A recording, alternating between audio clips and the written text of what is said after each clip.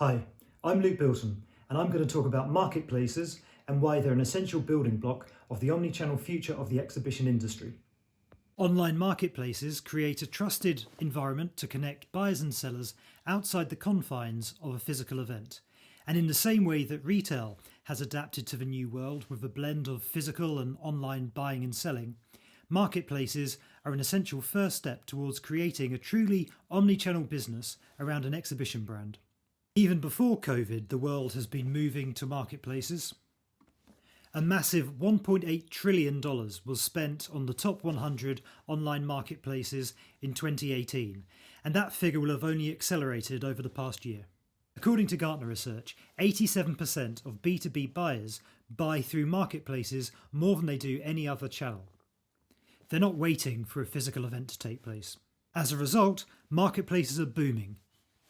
And there are at least 300 B2B marketplace startups in Europe alone, each focusing on a specific industry vertical. So, if you want to establish a marketplace business alongside your events, here's what you need to do. Number 1, define your value proposition. Every industry is different, so research with your customers to understand how they transact and how a new workflow tool could help them. Buyers usually want 3 things from a marketplace. Firstly, trust. A marketplace should be a list of trusted, well-managed suppliers. Efficiency. Marketplaces should be faster than using traditional methods to procure. And thirdly, price. The cost of using the platform should be significantly cheaper than the alternative. On the supply side, the value proposition is usually quite simple. They want quality business leads and lots of them. 2. Choose the right monetization model for your industry. There are, broadly speaking, 2 main types of marketplace. Firstly, there are transactional marketplaces, and these do the full e-commerce experience. This model is common for B2C and for industries which have a relatively low ticket price for products. Industries that adapt well to an e-commerce model have often done so tend to be quite competitive. The other model to look at is a lead-generating marketplace, which works in a very similar way to an exhibition, and exhibition sales and marketplace sales can be easily packaged together. It's an appropriate model to use for industries which have longer sales cycles, complex negotiations, and SLAs. 3. You need to solve the chicken and egg problem. Launching a 2-sided marketplace presents the problem: what comes first? Is it buyers or suppliers? 9 times out of 10, suppliers are the starting point. Exhibition organisers have a great advantage here, as they should know most of the main exhibitors already and can move them into the marketplace model. However, it needs to be much more than just a simple exhibitor list. You need to create processes to ensure the quality and comprehensive experience that buyers demand.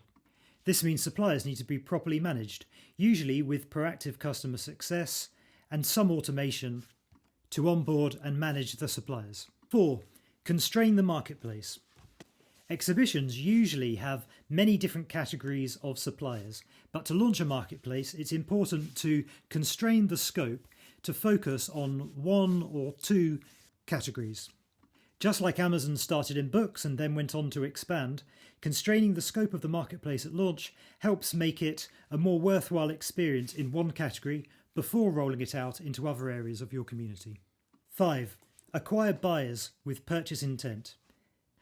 Once you have a comprehensive listing of suppliers, you can start to market it to buyers, the aim being to attract as many buyers as you can at the moment where they've got intent to buy. This is why organic search is such an important part of your marketing funnel. With at least 70% of B2B media traffic coming from search, it's a critical way to bring buyers into your platform. So in most cases, don't make buyers have to log in or pay before they can discover new products. Buyers are your most valuable asset to drive exhibitor leads, so make it a seamless experience for them. 6. Measure marketplace liquidity.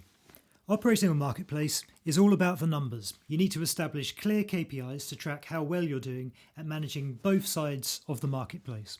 There's many metrics you can use, but they all centre around the idea of liquidity. Liquidity is how effective the marketplace is at connecting buyers and sellers to make a lead or transaction. This is the white-hot centre of the marketplace, and all efforts should be taken to optimise how well you perform. And 7. You should aim to create a seamless 365 experience. To create an omni-channel experience, buyers should be able to use the marketplace online throughout the year and then move seamlessly into their live event experience. This means having one registration process, consistent user and company profiles, and not jumping from platform to platform. A marketplace can be underpinned by the type of features you'd usually expect with a virtual event platform, such as matchmaking, scheduling meetings, and messaging. This should flow naturally from the marketplace through to the live event experience. If you'd like to learn more about this topic, you can download a copy of the Marketplace Blueprint from expoplatform.com/ebooks.